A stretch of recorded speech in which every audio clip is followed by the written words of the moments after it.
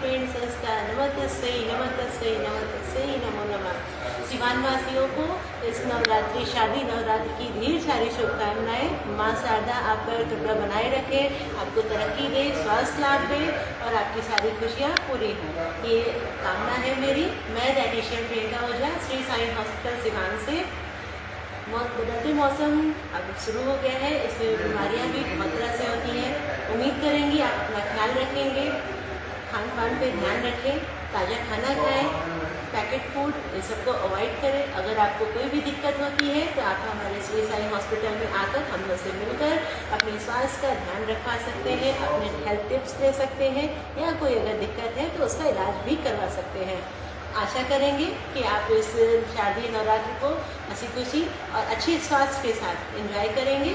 Thank you madam. Doctor Priyanka Ojha ji, आप किस तरह के मरीजों को देखती हैं? यहाँ पे कौन कौन से बीमारियों को आप देखती हैं? देखिए, मेरा काम, मैं डाइटिशियन हूँ। डाइटिशियन का काम होता है पेशेंट क्या खाए क्या ना खाए इस मामले में बताना।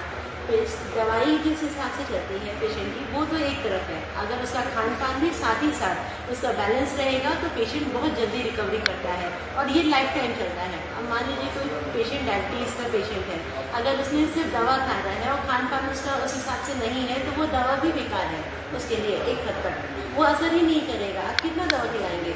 ठीक है, अगर वही चीज़ पेशेंट दवाई के साथ साथ अपने खान पान में भी ध्यान दे रहा है तो वो बहुत जल्दी रिकवर करेगा। तो इसकी सुविधा हमारे यहाँ उपलब्ध है हमारे साईं हॉस्पिटल में। बहुत से पेशेंट हैं जैसे लगता है कि सिर्फ डाइटिशियन वेट लॉस है, वेट गेन कराए, नहीं, ऐसा कुछ नहीं है। किसी भी तरह की बीमारी है, लड़कियों में आजकल पीसीओडी पीसीओएस दिखाई दे रहा है तो उसके लिए भी डाइटिंग बहुत ज़रूरी होती है। वो किस पर्पज से करनी है, कितने अमाउंट में खाना है, क्या नहीं खाना है, वो हम लोग बताते हैं। या किडनी का पेशेंट है या हार्ट के पेशेंट है, इस टाइप की कोई भी अगर क्रॉनिक डिजीज़ है, लंबे तरह चलने वाली जो बीमारियाँ हैं, अगर उसके लिए आप चाहें तो डाइट प्लान आके हमसे बनवा सकते हैं। समझ भी सकते हैं कि क्या खान पान पेशेंट के लिए बहुत अच्छा है। सडनली पेशेंट, मान लीजिए कोई प्रेग्नेंट लेडी है, उसका हीमोग्लोबिन बहुत डाउन है, हो सकता है लास्ट टाइम तक कुछ कह नहीं सकता, नॉर्मल डिलीवरी होगी या सिजेरियन होगा, तो उसको अगर शुरुआत से ही मेंटेन रखा जाए, पूरे 9th मंथ में मेंटेन किया जाए तो उसकी डिलीवरी नॉर्मल आराम से हो सकती है। या सिजेरियन के केस में उसको अलग से खून चढ़ाने की जरूरत नहीं पड़ेगी।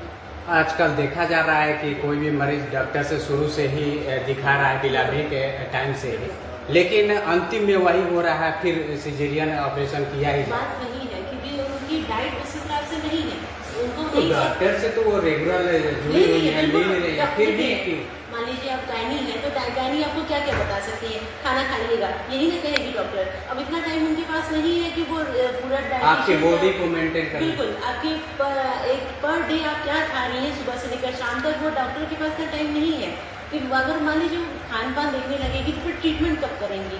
उनके पास और भी तो ऐसे पेशेंट्स हैं जिनको उनको ध्यान देना है। पूरे दिन भर में उनके पास 40-45 मिनिमम पेशेंट्स रहते हैं गायनी के पास। यानी आप कहना चाहती है कि जो लोग आपसे अगर डिलीवरी है, अगर संपर्क महिलाएं करती हैं तो नॉर्मल डिलीवरी हो जाए? नॉर्मल डिलीवरी तो ठीक है, अच्छी बात है, लेकिन किसी भी नॉर्मल हो या सिजेरियन हो, उनका हीमोग्लोबिन मेंटेन रहना बहुत ज़रूरी है ताकि लास्ट तक वो मेंटेन रहेगा तो उनके लिए अच्छी बात है। इन केस अगर किसी को सिजेरियन का कॉम्प्लिकेशन आ जाता है तो उस समय खून चढ़वाने की नौबत नहीं आती है। कौन से कॉम्प्लिकेशन होते हैं जो कि ऑपरेशन करना पड़ता है?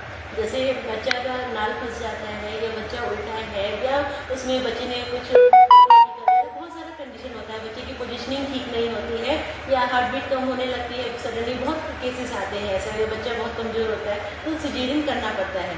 इस कंडीशन में अगर मान लीजिए आपके यहाँ कोई ब्लड डोनर नहीं है, आप परेशान होंगे, कहाँ कहाँ भटकिएगा।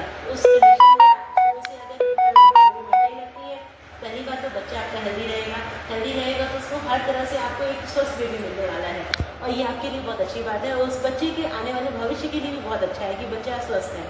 ये ओवरऑल लेके आप एक सुंदर भविष्य को लेके चल रहे हैं, तो आपका स्वास्थ्य अच्छा है। इसके लिए आप शुरू से जड़ से ही शुरुआत कीजिए। जब आपको पता चल रहा है कि आप कंसीव कर चुकी हैं तो जिस तरह से आप गायनी के पास जा रहे हैं उसी तरह आप डाइटिशियन के पास भी आइए और अपना डाइट प्लान बनवा लीजिए और उसको पूरे 9 मंथ में फॉलो कीजिए। तो और नहीं कुछ समझ आ रहा है, अगर मान लीजिए बीच में भी पता चल रहा है तो उसमें भी आप आके पता करके अपना बता सकते हैं कि आपको क्या खाना है क्या नहीं खाना है, तो ये आप हमसे हेल्प ले सकते हैं। चलिए, बहुत बहुत शुक्रिया, धन्यवाद।